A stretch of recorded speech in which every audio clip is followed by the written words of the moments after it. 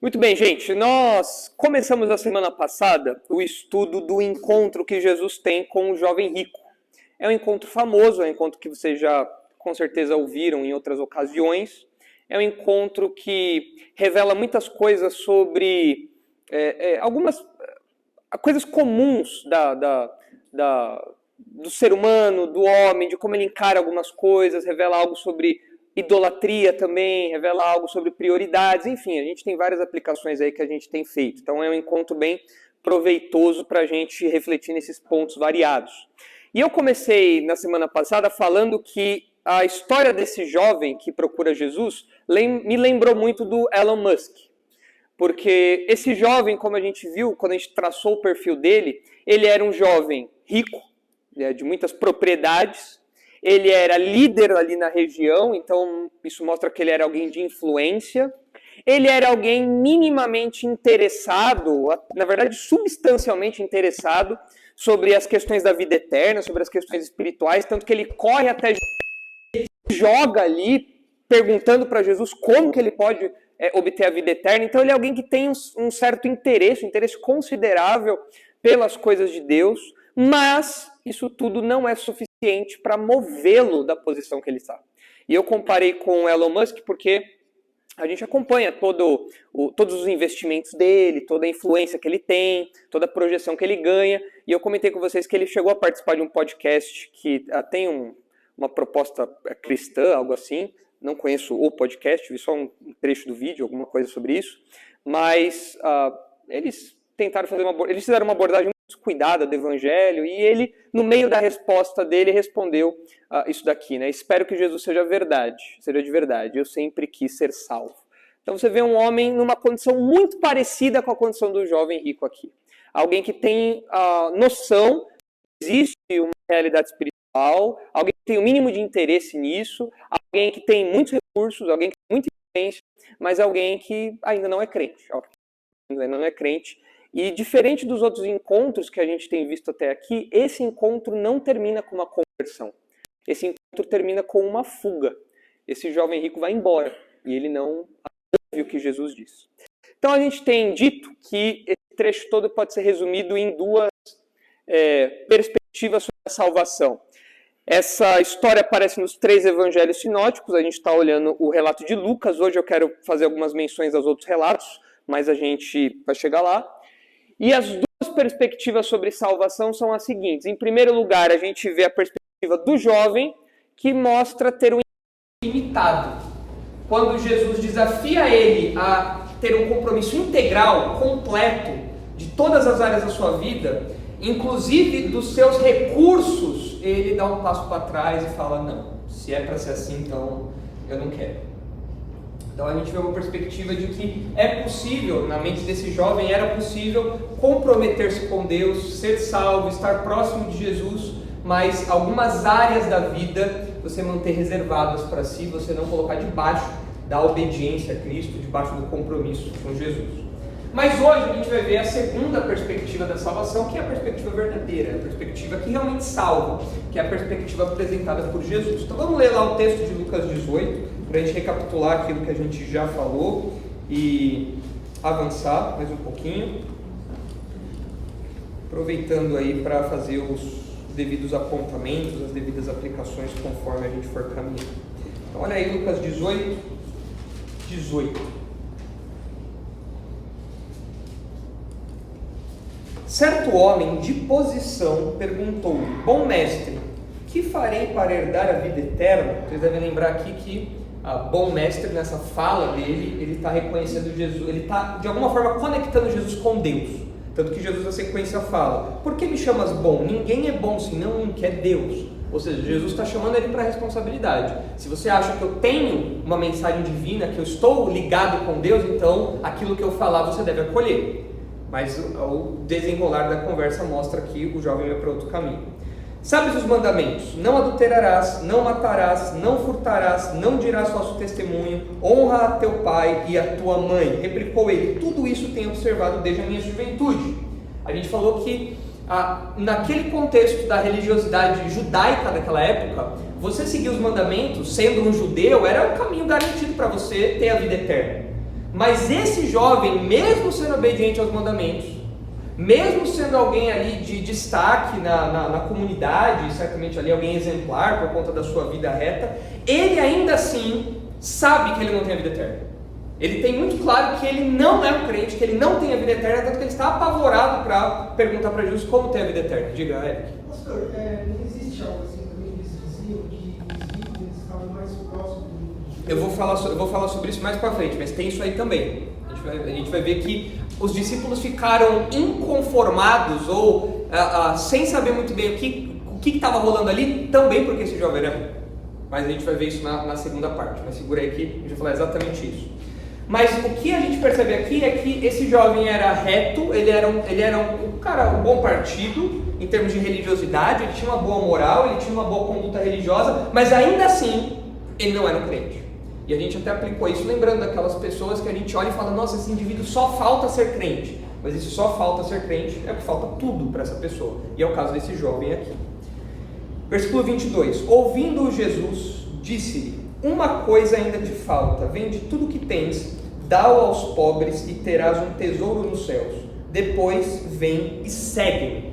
As respostas que Jesus dá, como a gente já viu na semana passada, elas podem causar uma certa estranheza na gente. Porque parece que Jesus está indicando que a salvação é por mandamentos, por obediência à lei, e que a salvação é por dar os bens para outras pessoas. Mas não é isso que Jesus está falando. Jesus, conhecendo o coração daquele jovem, o que ele está fazendo é ir direto ao ponto, mostrando que a religiosidade dele não salva, e ele bem sabia disso, porque ele foi atrás de Jesus para saber como ser salvo. E Jesus está revelando aqui o que é prioridade para aquele rapaz, o que é prioridade para aquele jovem. Peraí, se você quer então ter um compromisso comigo, faz o seguinte, vende os seus bens. Jesus faz essa pergunta sabendo do coração daquele rapaz. Então expõe a idolatria que aquele menino tem, que aquele rapaz tem com os seus bens. Porque na sequência do texto, o versículo 23 diz, mas ouvindo ele estas palavras, ficou muito triste porque era riquíssimo, era dono de muitas propriedades. Ou seja, ele não queria abrir mão dos seus bens para seguir a Cristo. Então ele amava mais aquilo que ele tinha de posses do que ele estava disposto a amar a Deus. E não dá para você se aproximar de Cristo, ser um discípulo de Cristo nessas condições. Não tem como isso acontecer. Então Jesus não está ensinando algum tipo de salvação por obras ou por dar dinheiro, coisa do tipo. O que Jesus está fazendo é desafiar aquele rapaz no cerne do problema, indo até o coração, o núcleo da questão. É isso que Jesus está fazendo aqui. E esse rapaz então vai embora, não ouve Jesus, ele vai triste, ele fica contrariado, como os outros evangelhos dizem, e nós temos um encontro que não terminou em conversão. E a gente vê isso acontecendo hoje em dia também. Várias pessoas, quando questionadas até que ponto elas estão dispostas a se aproximar de Jesus, a entregar tudo para Jesus, a ter um compromisso integral com Jesus, elas dão um passo para trás e falam, não, se é assim eu não quero. Se eu tenho que largar a mão do meu trabalho, se eu tenho que largar a mão da prioridade do meu trabalho, se eu tenho que largar a mão da prioridade do meu status, da minha fama, se eu tenho que largar a mão dessas coisas como prioridade da minha vida, então eu não quero. E a gente continua vendo isso se repetir hoje. Mas a partir do versículo 24 agora a gente tem o comentário que Jesus faz sobre essa situação. E aí a gente aprende essa segunda perspectiva que mostra que a salvação é um compromisso integral. Se você é um crente, você já assinou o termo de compromisso com Jesus, que é um compromisso integral. Jesus não tem letrinhas miúdas, Jesus não tem pegadinhas quando ele chama para ser discípulo, ele fala o seguinte, ou é tudo ou é nada, ou é 0 ou é 100. Ou você está integralmente comigo, e isso significa obediência completa e submissão em todas as áreas da sua vida às minhas ordens, ou se tem alguma área da sua vida que você não está disposto a submeter a mim, você não pode ser meu discípulo. Se tem algo que você ama mais do que a mim, você não pode ser meu discípulo. Como a gente viu na semana passada, os textos que falam que quem ama mais o pai, a mãe, o irmão, essas coisas, mais do que a mim, não pode ser meu discípulo. Jesus não estava falando para você odiar a sua família, mas Jesus estava falando que as suas prioridades têm que ser muito claras. Se você vai, às vezes, incomodar a sua família por ser crente, então que você incomode, que você não fique com medo disso e, portanto, fale, não, isso daí eu não vou abraçar. Então Jesus está nos chamando a um compromisso integral, isso que é o discipulado, isso que é ser crente. Mas olha aí agora a partir do versículo 24 como Jesus comenta essa situação, esse encontro. E Jesus, vendo-o assim triste, disse. É interessante que em outro evangelho Jesus é dito que Jesus se compadece, que Jesus ama aquele jovem. É interessante ver como Jesus, sabendo da situação, da perdição, daquela condição daquele rapaz, ainda assim ele se compadece. Ele sabe que aquele rapaz não vai ouvir. Ele sabe que aquele rapaz está imerso na sua vida de idolatria, de religiosidade, de apego a essas coisas, mas ainda assim o texto fala que Jesus ama aquele rapaz e fala o que ele diz aqui. Isso é interessante ver como Jesus não é indiferente às pessoas, mesmo aquelas que ele sabe que não vão ouvir. Jesus fala o que tem que falar, mas Jesus entende a tristeza, Jesus entende a situação que aquela pessoa se encontra. E veja aí o que Jesus diz agora, comentando essa situação. E Jesus, vendo assim triste, o rapaz foi embora, disse: quão dificilmente entrarão no reino de Deus os que têm riquezas, porque é mais fácil passar um camelo pelo fundo de uma agulha do que entrar um rico no reino de Deus. Olha só, presta atenção aqui. Esse texto, essa fala de Jesus, quando ele diz dificilmente, a ideia parece não ser de que, olha, existem mais dificuldades para um rico entrar no céu do que para um pobre. Parece que a ideia aqui é a impossibilidade, porque na sequência, no versículo 25, Jesus dá uma ilustração de uma coisa que é impossível. E a ilustração é muito clara. Recentemente um monte de gente tentou explicar essa ilustração de jeitos diferentes, mas a ilustração aqui é muito clara. O que o texto diz é exatamente o que Jesus quer dizer. Qual era o maior animal que você tinha naquela época, ali na região de Jerusalém, ali na região de Israel? Era o camelo. E você tinha ditados em outros lugares do mundo antigo que variavam o animal, mas a ilustração era a mesma. Você colocar um animal grande pelo buraco de uma agulha. É isso que Jesus está falando aqui. Então ele pega o maior animal, que era conhecido ali da região, que era o camelo, e ele fala: olha, é mais fácil você passar o camelo pelo fundo, pelo buraco de uma agulha, do que entrar um rico no reino de Deus. Mas isso é impossível, você vai falar. A ilustração é impossível, não dá para colocar um camelo no buraco de uma agulha. Eu não preciso nem botar a linha na agulha, quanto mais o camelo. Não tem como isso. Então parece que o que Jesus está querendo dizer aqui é da impossibilidade. Olha, é impossível qualquer pessoa, e no caso estamos falando de um rico, entrar no reino de Deus. É comum que a gente olhe para a vida dos ricos, que são incrédulos e tudo mais, e por eles serem apegados a esses recursos, apegados a essas questões materiais, a gente intuitivamente pensa que Jesus fala que é mais difícil para eles serem salvos, porque o rico ele tem outras preocupações, outras prioridades, ele confia nos seus recursos, nos seus bitcoins, nos seus seguros, aquela coisa toda. Então falar, o pobre não tem quem confiar, o pobre, né, é isso aí, né? Vamos confiar, porque não tem nada mais para confiar. Vai confiar o quê? Vai confiar no barraquinho? Vai confiar no seu golzinho bola? Não dá para você confiar nisso. Então, o pobre confia com maior facilidade em Jesus. Agora o rico não. O rico, ele tem mais dificuldade, porque ele tem coisas para confiar, seu dinheiro, seus recursos, sua influência e tudo mais. Então, intuitivamente, a gente pensa aqui Jesus está falando algo assim, e estatisticamente, o próprio apóstolo Paulo fala em 1 Coríntios, que existem mais crentes pobres do que ricos. Aqui no Darate, por exemplo, você tem quem? A Vivian e o Augusto, milionários, Ludog, multimilionário, Mal Black, com certeza. ricão aí, Saúde consertada. Então é poucos, o resto é o Cleiton. Cleiton, duro, total, zero. Cleiton não confia nem na roupa que veste, não dá. Só preto, básico. Tá?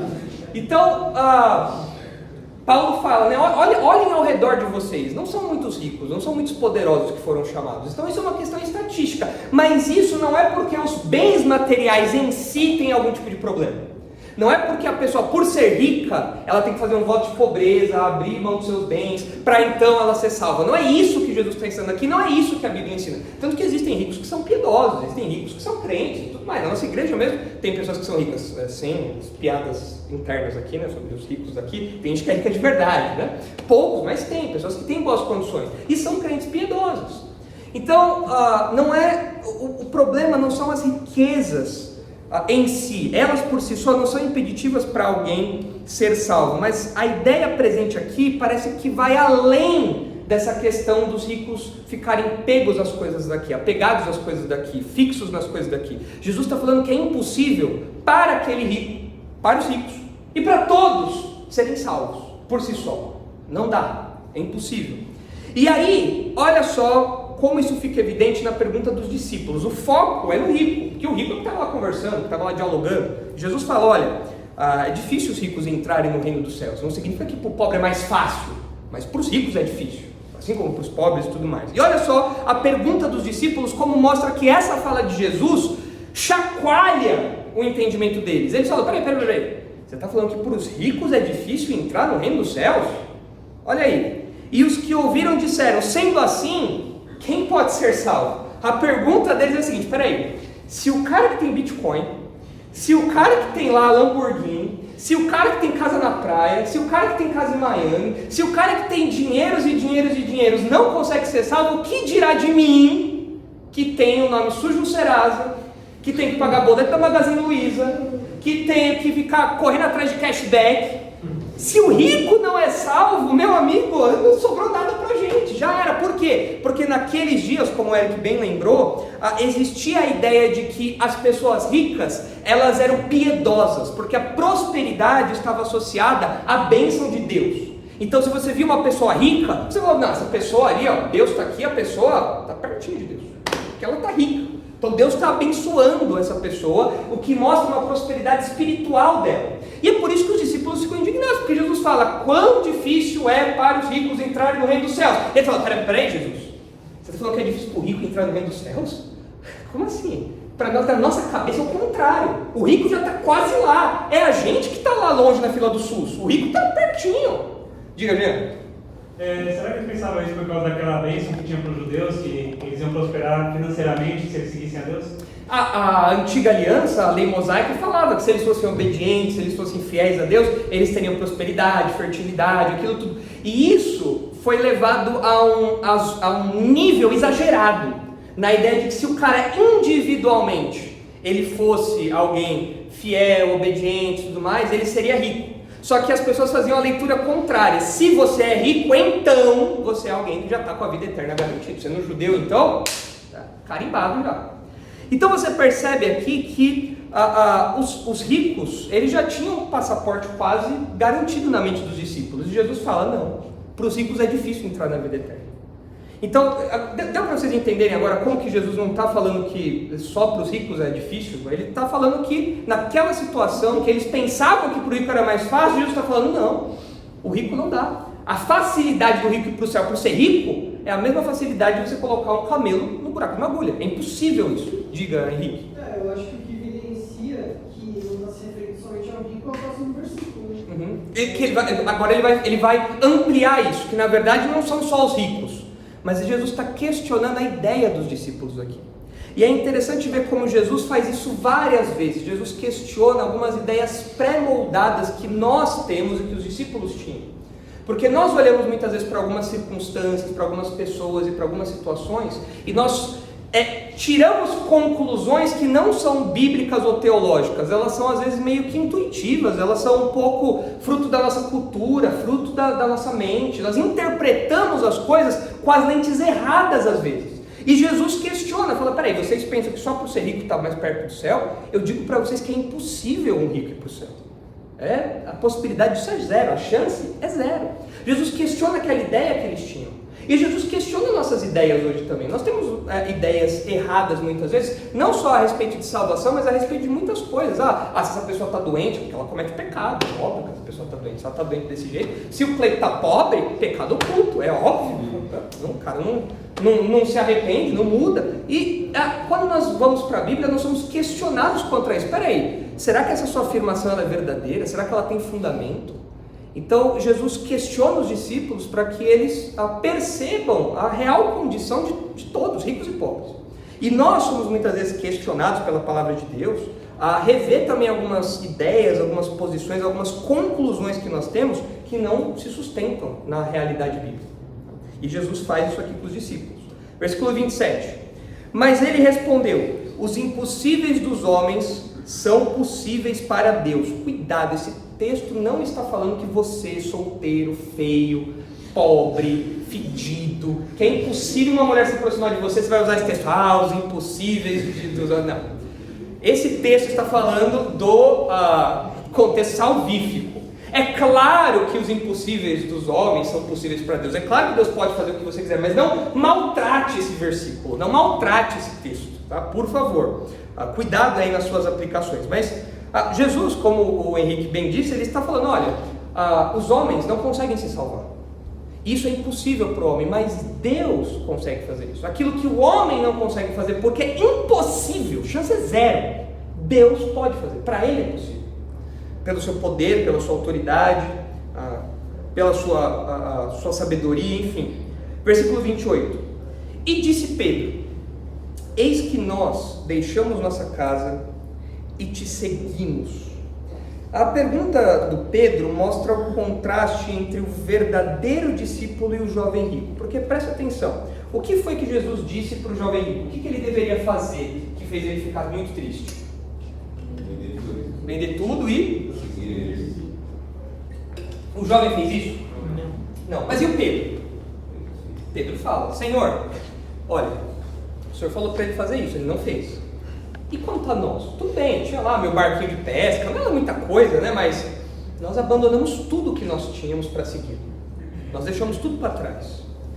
Esse jovem não fez isso, é o contraste entre o jovem rico, que é alguém superficialmente interessado, com interesse limitado, um compromisso parcial, que não é um compromisso verdadeiro, legítimo, em contraste com os discípulos que realmente abandonaram tudo para seguir a Cristo. Agora olha só, isso não significa, quando a gente lê uma expressão dessa, Senhor, nós deixamos nossa casa e te seguimos, a gente pode pensar que às vezes, sei lá, os discípulos foram no banco e falaram, seguinte, quero vender tudo que eu tenho, tá aqui meu relógio, tá aqui, vende tudo aqui, tá aqui minha sandália, Senhor, nós vendemos tudo e te seguimos, abandonamos tudo.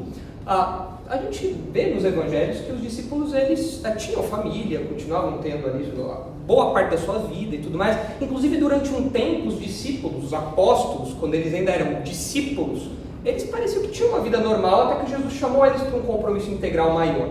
Então, não significa aqui que os discípulos tinham vendido tudo que tinham e viviam agora num voto de pobreza. Não é isso. O que parece que os discípulos estão falando aqui, que Pedro está falando aqui, é o seguinte, Senhor, nós deixamos a nossa vida como ela era lá atrás, as nossas prioridades, os nossos bens também. Nós deixamos nosso barquinho para trás, nós deixamos a nossa profissão para trás, nós deixamos a nossa família, o quentinho da nossa cama para trás, nós deixamos o abraço das nossas famílias diário para trás, e nós fizemos tudo isso para te seguir. Ou seja, eles colocaram a vida deles à disposição de Jesus e fizeram disso prioridade absoluta. E por que eu quero destacar isso aqui? Porque isso mostra a realidade do compromisso integral daqueles homens, mas isso mostra como nós podemos fazer esse compromisso integral também. Porque seria uma aplicação muito estranha eu chegar para você e falar, para ser discípulo de Jesus tem que vender tudo que você tem e, sei lá, dar para a igreja, e fazer caridade, coisa do tipo. Não é isso que Jesus está falando aqui. O que Jesus está falando aqui é que esses homens abandonaram bens materiais que eles tinham, coisas da vida que eles tinham, e agora eles fizeram Jesus como absoluta prioridade. Para onde Jesus vai, eles vão. O que Jesus manda fazer, eles fazem, ainda que isso custe para eles. Então, o que Pedro mostra aqui é o grau de compromisso que aquele rapaz tinha que ter, mas não teve. E isso é o que nós como crentes precisamos fazer. Ser discípulo de Jesus é isso. É deixar tudo que temos para seguir Jesus. No caso deles foi um deixar geográfico, talvez até material em muitos graus. Mas no nosso caso, isso significa colocar Jesus como absoluta prioridade, colocar as coisas do reino como absoluta prioridade. Isso significa que a nossa agenda muda. Isso significa que os nossos valores mudam. Isso significa que as coisas que ocupam a minha mente rotineiramente mudam. Então, eu não tenho mais agora o grande alvo da minha vida não é mais ficar milionário. Eu não vou acordar desbloqueando o código lá, não vou ficar colocando nota de 100 no teto. Lembra um tempo atrás que tinha aquele O Segredo? Lembram disso? Vocês não vão lembrar, muito novinho, né? Teve um best-seller aí que era O Segredo, foi o primórdio dos coaches. E uma das coisas que falavam era que, olha, eu fiquei milionário como? Eu peguei uma nota de 100, coloquei no teto do meu quarto e eu coloquei lá vários zeros, escrevi vários zeros depois. O cara estragou a pintura do teto ainda. Coloquei vários zeros ali. Então toda manhã quando eu acordava, eu via aquilo e eu falava, vem, eu quero ficar rico e tudo mais. Esse era o segredo para você ficar milionário, realizado e tudo mais. O que essa pessoa faz é mostrar que aquilo é a prioridade da vida dela. Ela acorda pensando naquilo. E antes de dormir, ela olha para o dinheiro e fala, amanhã você chega. Ela não abandonou tudo para seguir a Cristo. Ela continua indo atrás daquilo como prioridade para a vida dela. Isso não significa que por ser crente você não vai buscar uma condição de trabalho melhor, você não vai fazer seus estudos de um modo bem feito, você não vai ser como o Botão, por exemplo, que viaja aí pelo Brasil inteiro para cuidar das obras ali e tudo mais, você não vai pagar as horas de voo para ser um piloto internacional como o Gilberto, enfim, você pode ir atrás disso, mas isso não é a prioridade da sua vida, isso não tira o seu sono. Isso não muda a sua frequência na igreja a ponto de você deixar de trabalhar na igreja, de frequentar a igreja, as pessoas não saberem quem você é, porque você aparece uma vez ou outra por conta dessas coisas e tudo mais. Enfim, relacionamentos, trabalho, estudos, dinheiro, fama. Você pode colocar na fama TikTok, Instagram, todas essas coisas. Se isso é mais importante para você do que ser cristão e viver o cristianismo, nas suas disciplinas, ler a Bíblia, orar, estar na igreja, então você tem uma ideia muito semelhante à do jovem, um compromisso limitado. Com Jesus não dá para fazer isso. Com Jesus isso não rola. Olha só que interessante o exemplo do apóstolo Paulo, lá em Filipenses.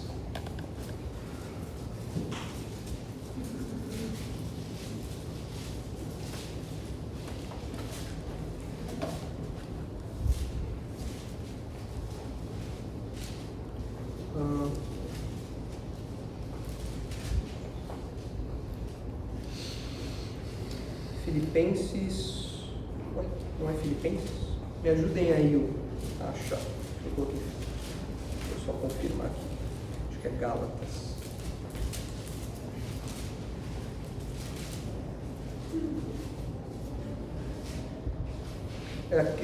O versículo, eu não estou lembrando a referência aqui no Filipenses, considero tudo como perda. 3:8. Então é isso, tá certo aqui. Obrigado, Ludói. Filipenses 3:8. Na minha Bíblia está marcado, está grifado 2. 3:8. Cadê? Aqui. Olha aí a partir do versículo 4. Filipenses 3:4. Obrigado, Ludói. Bem que eu poderia confiar também na carne. Se qualquer outro pensa que pode confiar na carne, eu ainda mais. Olha aqui as credenciais de Paulo, olha o LinkedIn do Paulo aqui, né? Olha o currículo do Paulo aqui. Circuncidado ao 8º dia, ou seja, alguém que obedece à lei, desde bebezinho, uma família que era obediente à lei, da linhagem de Israel, da tribo de Benjamim, hebreu de hebreus, ou seja, judeu da gema, era judeu mesmo, passaporte garantido ali. Quanto à lei, fariseu, extremamente rigoroso, extremamente zeloso, e ele diz, quanto ao zelo, perseguidor da igreja, quanto à justiça que há na lei, irrepreensível. Esse cara era uma máquina judaica.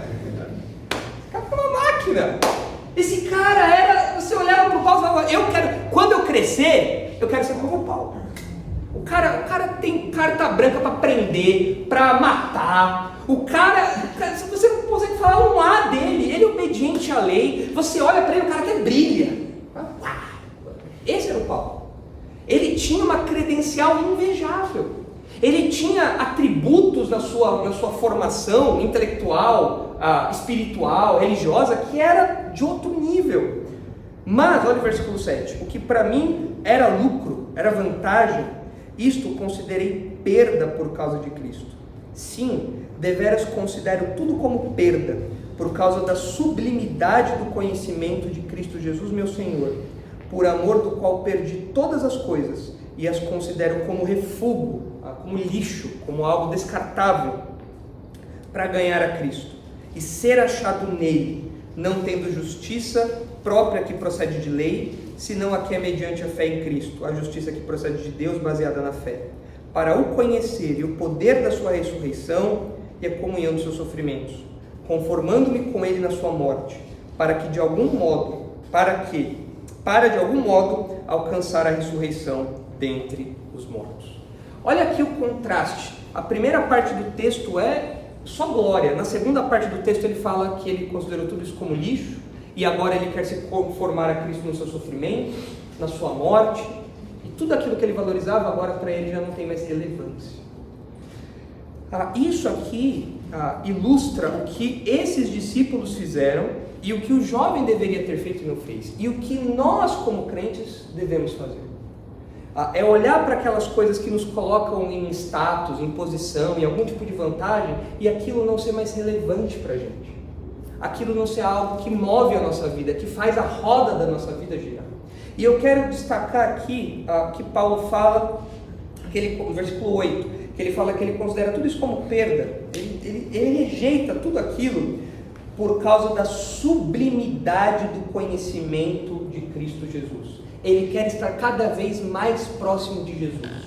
Ele quer conhecer cada vez mais a Jesus. E para o judeu, a ideia de conhecer não é só saber algumas informações sobre Jesus. É estar cada vez mais próximo, num relacionamento cada vez mais íntimo. É estar cada vez mais aproximado de Jesus. É estar cada vez com mais intimidade de Jesus. É isso que Paulo fala. Olha, isso é o que é o principal da sua vida. E a partir disso, todas as outras coisas da sua vida vão caminhar, seu trabalho, sua família, seus estudos e tudo mais. Mas essa tem que ser a prioridade. Então, é importante que a gente, como crente, olhe para a nossa vida e fale, peraí, o que tem feito eu acordar de manhã? Você vê os psicólogos falando por aí, os coaches falando por aí, o que tem que fazer você levantar de manhã? Recentemente eu vi faz um tempinho já na verdade, acho que era um casal de lésbicas, comentando que o que motivava a acordar de manhã era a outra pessoa. Eu acordo de manhã por causa dela. E falando isso como um amor, um exemplo de altruísmo e tudo mais. Nós não acordamos por causa do outro. Nós não acordamos por causa de alguma coisa que a gente possa alcançar ali. O que dirige a nossa vida não são os nossos amores sexuais. O que dirige a nossa vida não são os nossos afetos familiares. O que dirige a nossa vida não são os nossos empreendimentos financeiros, acadêmicos, profissionais, não. O que faz a gente acordar todo dia de manhã é: eu preciso servir a Cristo e eu quero conhecê-lo mais.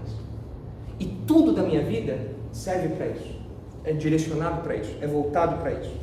E então essas outras coisas que são fundamentais para algumas pessoas, para nós acabam sendo coisas de menor relevância. Quer? Quando o salmista fala, o Senhor é meu pastor e nada me faltará, dizem que a melhor tradução seria: o Senhor é meu pastor, de nada eu me senti falta. A gente vê a postura de Paulo, né, como alguém que tem um foco constante em Deus, nas coisas de Deus. E esse deve ser o nosso desafio, inclusive nas questões de provisão e tudo mais. Mas volta para o texto. Vendo aí o exemplo do apóstolo Paulo, volta agora para o texto de Lucas 18. Versículo 29 diz assim: respondeu-lhe Jesus: em verdade vos digo que ninguém há que tenha deixado casa ou mulher, ou irmãos, ou pais, ou filhos, por causa do reino de Deus, que não receba no presente muitas vezes mais, e no mundo por vir a vida eterna. Eu queria que vocês abrissem agora, vocês podem se dividir aí, quem quiser abrir em um, quem quiser abrir em outro, mas a gente está olhando aqui para o relato de Lucas. E essa fala de Jesus parece que ela foi uma fala maior, mas cada evangelista focou numa parte que era interessante para o seu argumento, para o seu foco. Abram aí em Marcos 10, 29 e 31. E abram também em Mateus 19, 28 a 30. Mas deixem aí Lucas aberto. É o finalzinho aqui, são os últimos versículos aqui de cada sinótico desse capítulo.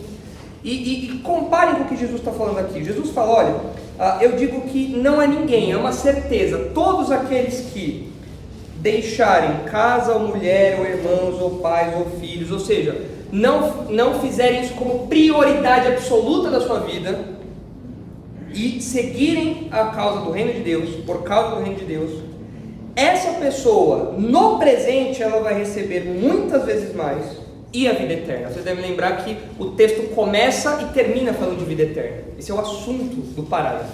Essa é a pergunta do jovem. Só que Jesus fala aqui, olha, mais do que a vida eterna.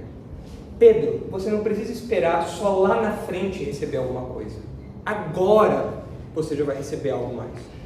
E o texto de Lucas, ele é um pouco... ele não detalha tanto. Agora, os outros evangelhos detalham. Olha o que diz aí Marcos 10. Compara aí e veja as diferenças, como esses relatos eles vão se completando. Tornou Jesus: em verdade vos digo que ninguém há que tenha deixado casa ou irmãos ou irmãs, ou mãe, ou pai, ou filhos, ou campos, que era o caso daquele jovem, as propriedades dele, por amor de mim e por amor do evangelho. Aqui em Lucas, Jesus falou sobre por causa do reino. Aqui em Marcos, ele fala por amor de mim e por amor do evangelho. É claro que são sinônimos.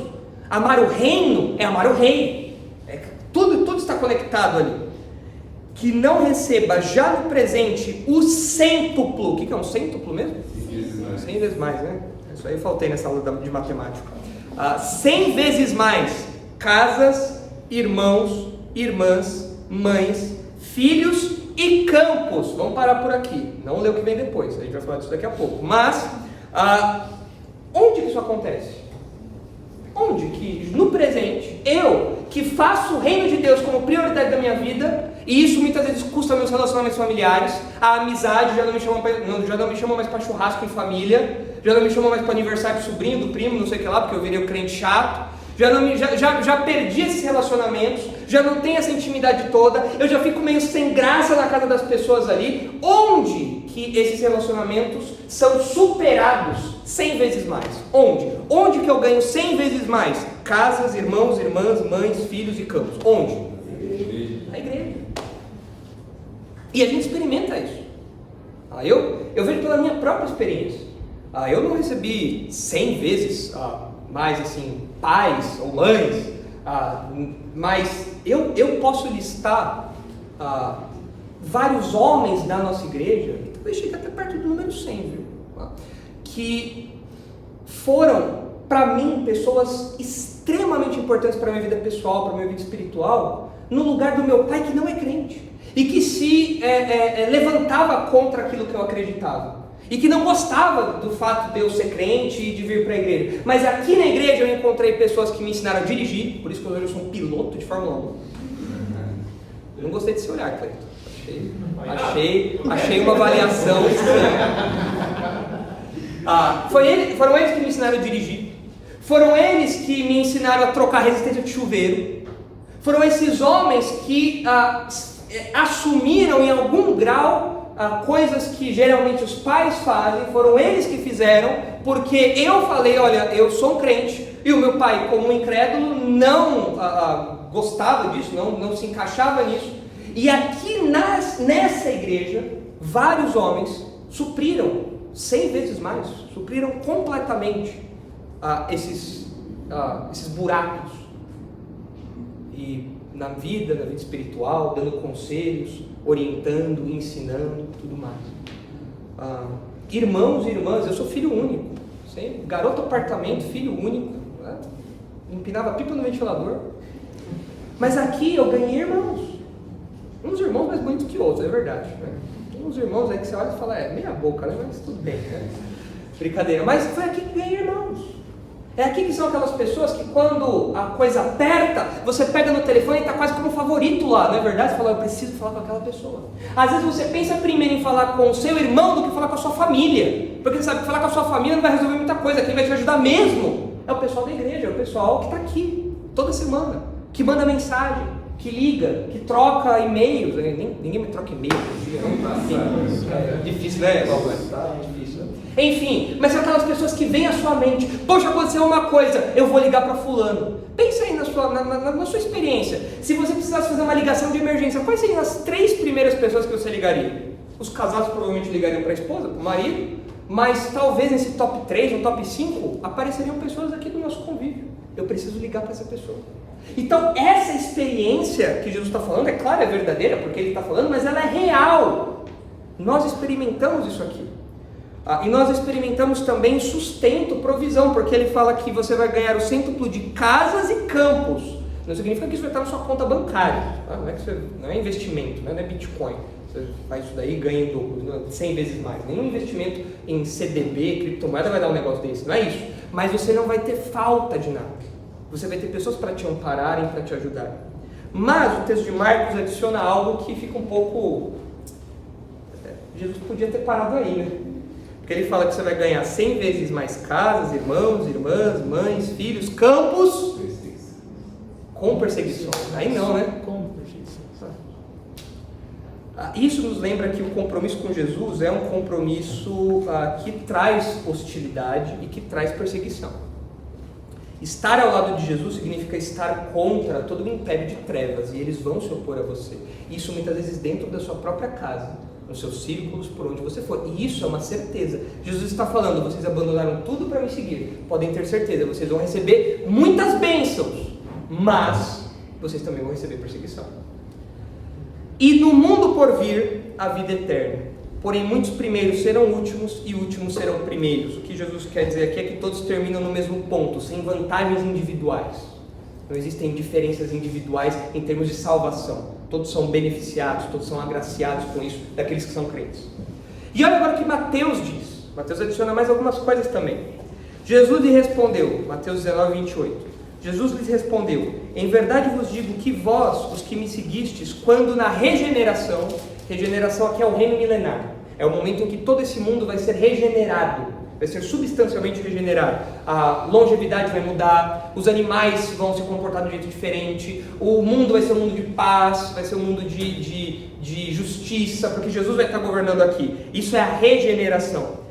Vós que me seguistes, quando na regeneração o Filho do Homem se assentar no trono da sua glória, o seu trono glorioso lá em Jerusalém, trono de Davi, também vos assentareis em 12 tronos para julgar as 12 tribos de Israel. Eu estou falando para os apóstolos aqui, eles não têm esse papel para julgar as tribos, mas você deve se lembrar que lá em 1 Coríntios Paulo fala que os crentes vão julgar quem? Os anjos. E Apocalipse fala que todos reinarão com Cristo, ou seja, são privilégios que nós desfrutaremos como crentes quando acontecer o reino milenar aqui nesse mundo. É uma posição privilegiada. E é uma troca, não sei o que vocês acham, mas me parece uma troca muito simples de fazer. Você prefere, sabe aquele jogo do... Você troca seu lápis de cor por um carro zero? Não! Parece uma troca muito simples de ser feita que você... Não tem como você pensar duas vezes. Você só erraria se você tivesse realmente com os ouvidos tampados, cego. Porque você troca as coisas que você tem agora, os status, a fama, a glória que você tem aqui agora. Você troca as prioridades da sua vida por um reino milenar.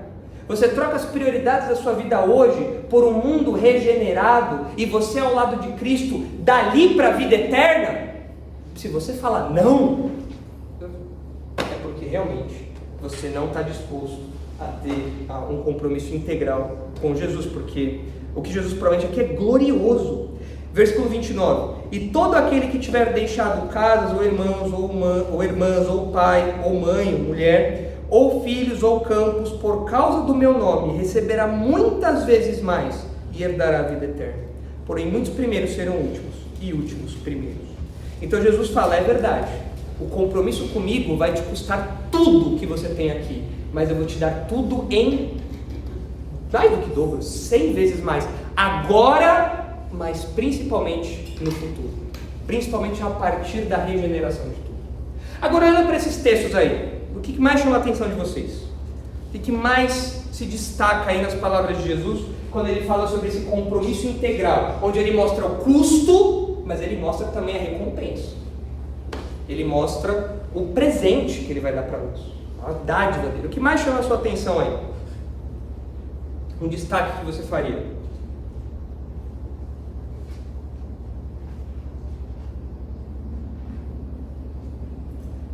O que mais você gosta daí? Professor, toda a sua fala está lembrando muito eu acho que é o livro Discipulado do Dietrich Bonhoeffer. Eu creio que é nele que ele traz essa ilustração, falando até sobre o comportamento de Francisco de Assis ao ler esse texto. Né? Lógico que foi uma abordagem totalmente errada de fazer essa questão do voto de pobreza, né? Entender o texto desta maneira que a salvação vinha através dessa negação total de bens, mas ele nos lembra de que muitas vezes nós nos afastamos da realidade do que o texto traz, né? De que nós devemos cumprir a ordem de Jesus do modo como ele está falando. Se ele fala com você, lógico que hoje não mais diretamente, porque ele não está aqui de corpo presente, mas se ele fala diretamente para você largar os seus bens, as suas riquezas e aquilo que você mais deposita a sua confiança, você deve fazer isso imediatamente, pronto, e não tentar arranjar desculpas, né? Como muitas vezes a gente acaba fazendo, porque a gente lê um texto desse e direto a gente, beleza, mas não é para eu fazer isso, mas e se for para você fazer isso? É aquela coisa, né? O Hugo ele abriu um exemplo interessante. A pessoa fala assim, não, pastor, não é que eu sou uma pessoa apegada ao dinheiro, mas é que é o seguinte, ter uma Lamborghini vai abençoar muito a igreja. Muito. Você não tem noção, pastor. Eu vou poder dar carona para as pessoas de Lamborghini, não é bom? Imagina as idosas da igreja de Lamborghini, confortável, né? É uma bênção para elas, você não acha que... Mas a pessoa, muitas vezes, ela transforma as prioridades erradas nela, ela coloca uma capa de piedade, quando na verdade ela está sendo desobediente. Ela está tentando mascarar a coisa. Mas aquilo é a prioridade da vida dela. Não, pastor, você não está entendendo. Eu quero ser milionário, eu quero dar o dízimo, pastor. Não está entendendo. Eu jogo na Mega Sena para dar o dízimo. Eu dei aos terrenos aí do lado da igreja, a gente vai comprar tudo. Não, uma bênção? É uma bênção isso. Eu trabalho das 7 às 7, não vejo esposa, não vejo filhos, eu não tenho vida social, não venho na igreja. Por quê? Porque eu estou preocupado com a causa, pastor. A causa, tantas pessoas não conhecem o evangelho, tem que sustentar os missionários, pastor. Então, muitas vezes a pessoa, ela encontra justificativas e ela se auto-engana. Quando na verdade ela está sendo desobediente, ela está colocando aquilo como prioridade claramente. Então, bem lembrado aí do Hugo. O que mais? Nicolas? Tem duas questões, diga. No fim do texto de Mateus, quando diz, porém, muitos primeiros serão os últimos primeiros, parece que ele concorda com o que está dito acima, mas tem um porém. Por que tem essa oposição assim? Não, na verdade, eu acho que aqui essa oposição que aparece é que as pessoas que abandonaram muito, abandonaram pouco, que na prática a pessoa abandonou, isso varia de indivíduo para indivíduo. Às vezes o abandono de alguém é milionário, às vezes o abandono é você abandonar 10 centavos que você tem lá, alguma coisa assim. Então, em termos de proporção, não importa o quanto você abandonou, todos estão equalizados ali, todos vão receber isso equalizados também. É uma dádiva, todos vão receber a vida eterna, independente do tamanho, dos privilégios, da coisa como aconteceu, entendeu? Não há uma diferença de, olha, eu abandonei 1 milhão, você abandonou 10, isso é o que você tinha, isso é o que eu tinha, então eu vou estar acima, você vai estar abaixo. Não, você abandonou tudo, eu também abandonei tudo. Eu deixei todas as minhas prioridades, elas eram enormes, você também deixou todas as suas prioridades, elas eram menores do que as minhas, mas era tudo que você tinha. E nós dois estamos iguais. Nós dois vamos receber a vida eterna e vamos receber essas bênçãos aqui, já agora e no futuro. Entenderam? Ficou claro para vocês isso? Diga, Nicolas. Também, quando foi exposto aqui, parece que a gente foi muito na questão de como a igreja local supre essas necessidades, mas dá para a gente falar que os cristãos, de forma geral, que a gente encontra, que a gente consegue desenvolver algum relacionamento também. Sim, porque quando a gente olha, por exemplo, para a história de Paulo era um missionário, era um apóstolo, né, um pregador itinerante, e ele contava com o apoio de outras igrejas. Ele passava e falava, olha, irmãos, eu preciso ir para a Espanha, conto com a ajuda de vocês, olha, eu estou passando por tal lugar, me acolham aí. Então é claro que a gente fala da igreja local, porque é aquilo que a gente experimenta de primeiro, num primeiro momento, na primeira esfera. Mas é claro que a gente pode pensar no acolhimento que nós temos de crentes ao redor de todo mundo.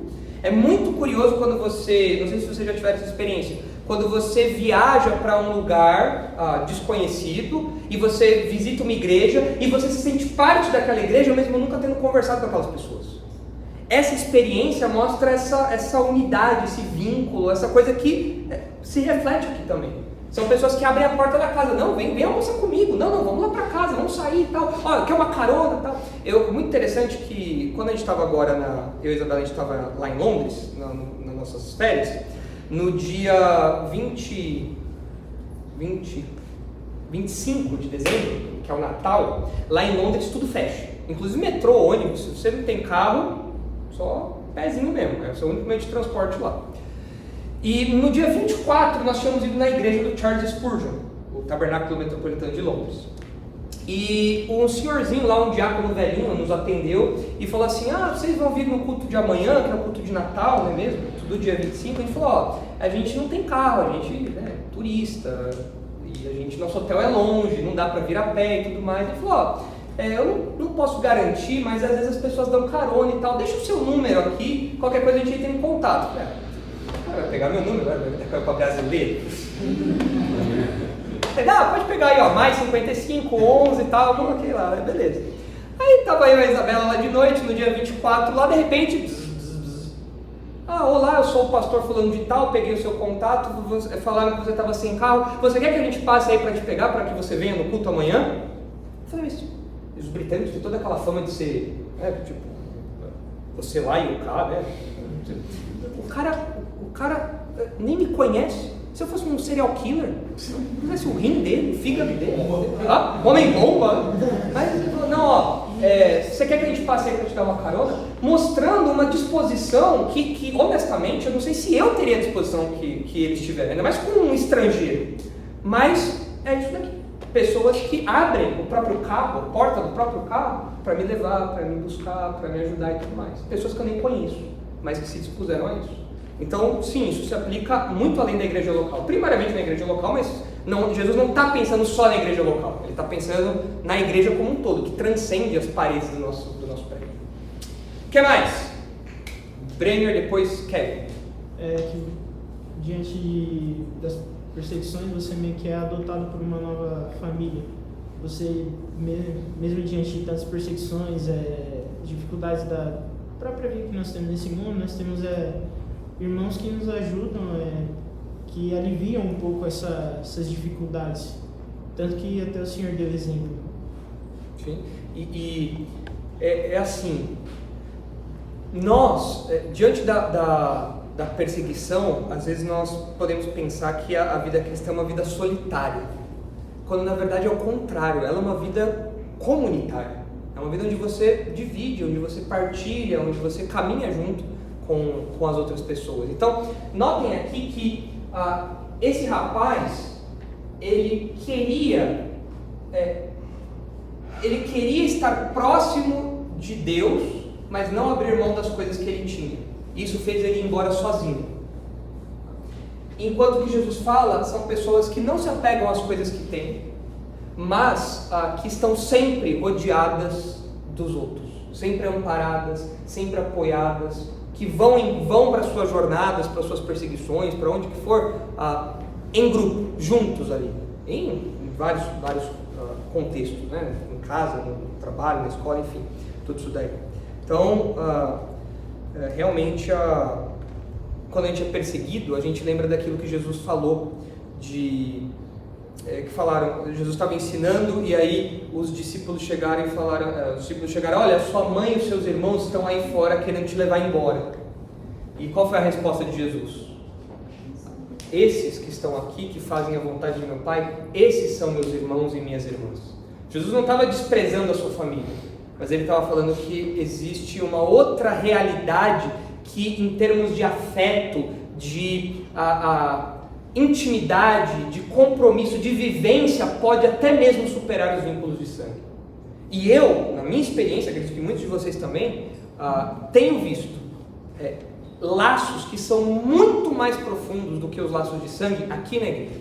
Pessoas que não têm nada em comum a não ser Cristo. Isso é tudo que elas têm em comum. E é muito maior do que o vínculo que elas têm com a família de sangue delas. Diga, Henricão. Eu acho essa passagem, assim, a cena parece um pouco engraçada, assim, né? Porque acho que é um contexto sério, você está pregando, aí tem alguém, Jesus, sua mãe e seu irmão estão aqui, diga a eles que eu não tenho mãe, seu irmão, que está todo mundo aqui. Eu falo, meu, você está, tipo, deve ter causado um espanto, assim, o que ele está falando, Exatamente. Exatamente.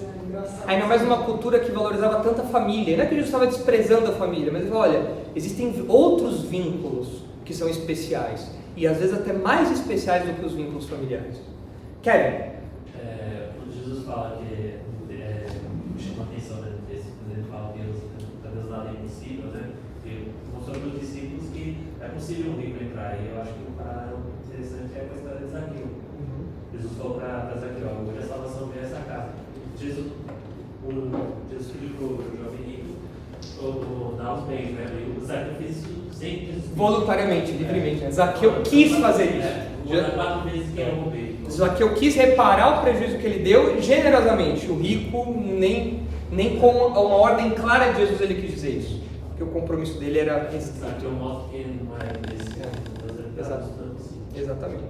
Então, o que eu quero, para finalizar, né, o que eu quero apontar aqui é que esse texto, nesse encontro que esse jovem que tem com Jesus, esse texto nos ensina que as nossas prioridades, encontrar-se com Jesus é ter as nossas prioridades corretamente definidas.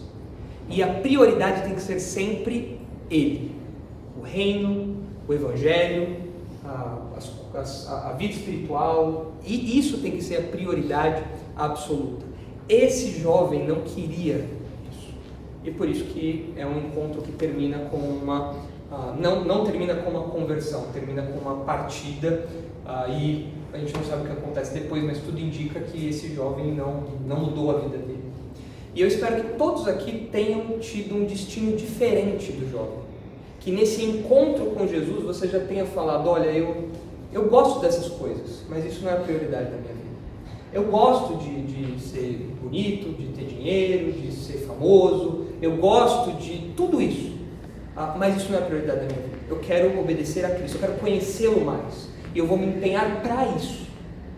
Se você já fez isso, então você já colhe os benefícios disso agora, ainda que tenha te custado tudo, mas você já tem irmãos, irmãs, casas, enfim, como Jesus diz aqui, e você tem a promessa de que no futuro você vai desfrutar de um reino restaurado e você tem a garantia da vida eterna.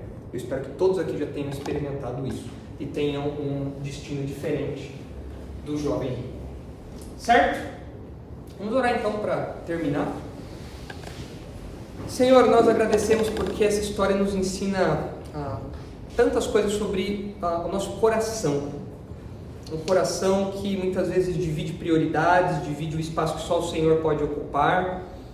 E nós pedimos, Pai, que se alguém aqui que ainda tem essa ideia de que é possível se aproximar de Jesus de modo parcial, que essa pessoa abandone isso e se entregue integralmente ao Senhor Jesus, colocando todas as áreas da vida debaixo do senhorio de Cristo.